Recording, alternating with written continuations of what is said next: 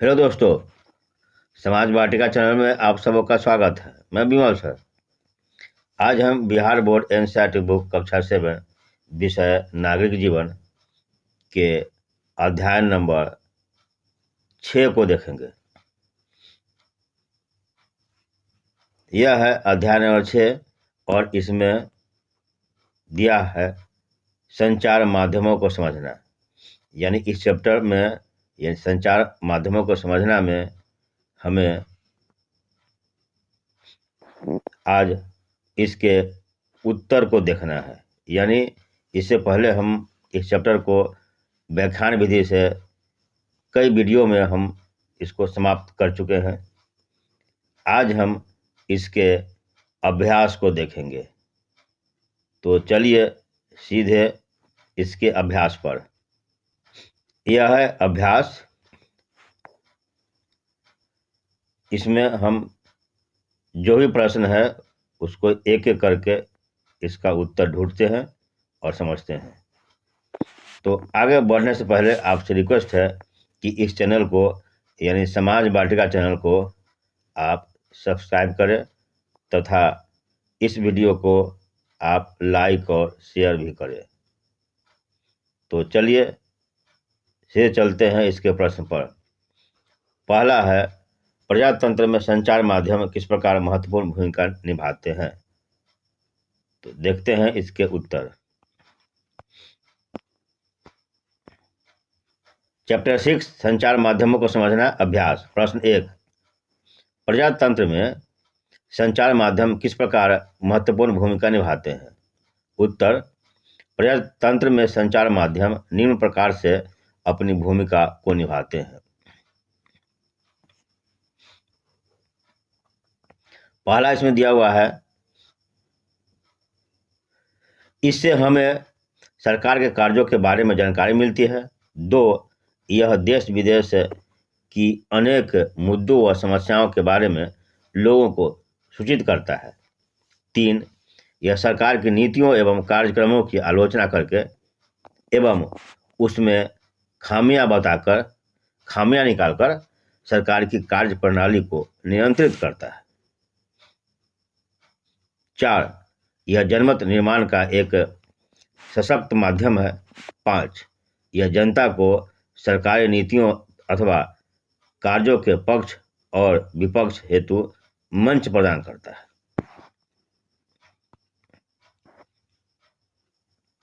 प्रश्न 2, क्या आप इस रेखा चित्र का एक शीर्षक दे सकते हैं।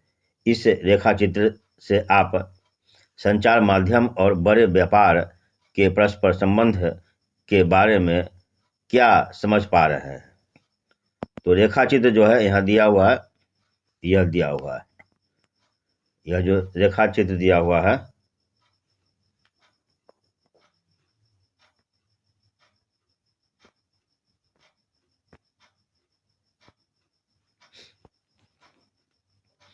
यह जो बना है बड़े व्यापारिक प्रतिष्ठान,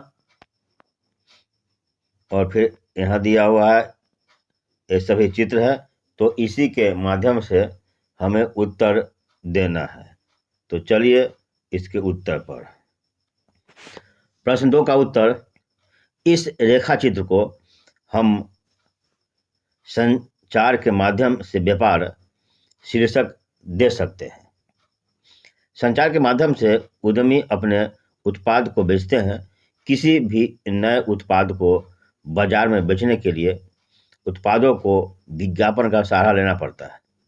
विज्ञापन देखकर ही उपभोक्ता वस्तुओं को खरीदते हैं, जिससे उत्पादकों के वस्तुओं की बिक्री बढ़ जाती है, जिससे उत्पादक अधिक धन कमाते हैं। इस प्रकार उद्यमी संचार के माध्यम से साधारण दर्शक, श्रोता, पाठक वर्ग का मानसिक और आर्थिक रूप से अपने हितों के लिए शोषित करते हैं।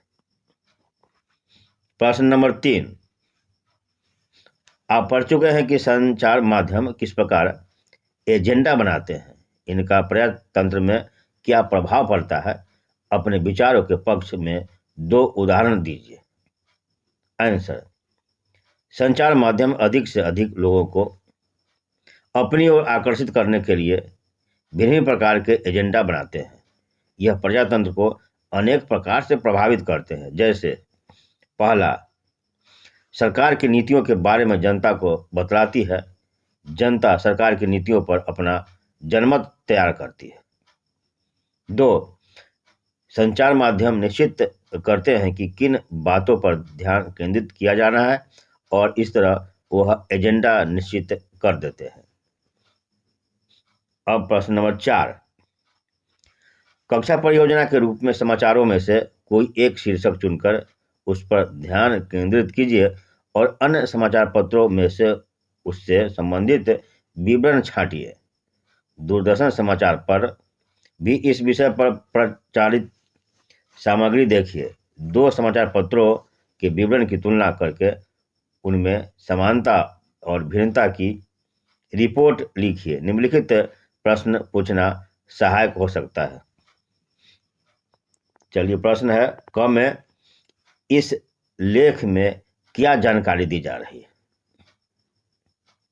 तो देखते हैं क का उत्तर।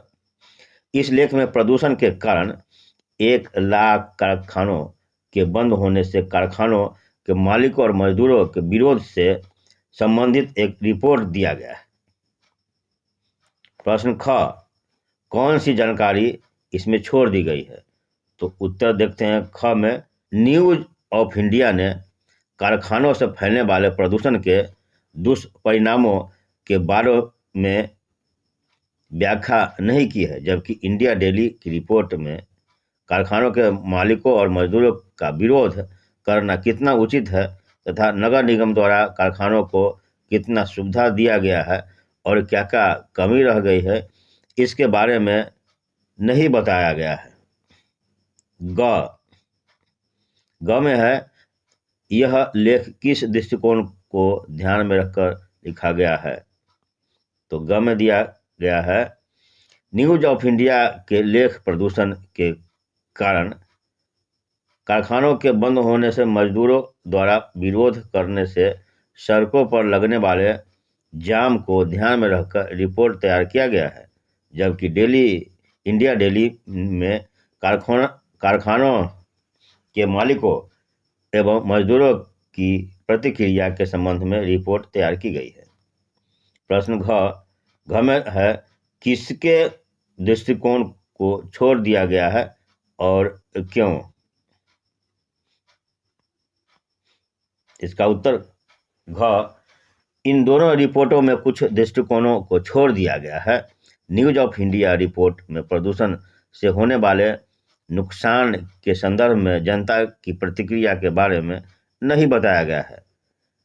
इंडिया डेली रिपोर्ट में मजदूरों के रोजगार और अपर्याप्त पुनरुत्थान को कोई महत्व नहीं दिया गया है। तो इसी के साथ हमारा यह जो अभ्यास है वह समाप्त होता है। तो चलते चलते आपसे रिक्वेस्ट है कि इस वीडियो को आप लाइक और शेयर जरूर करें तथा इस चैनल को आप सब्सक्राइब करें। तो चलिए मिलते हैं अगले चैप्टर में, तब तक के लिए जय हिंद, जय भारत।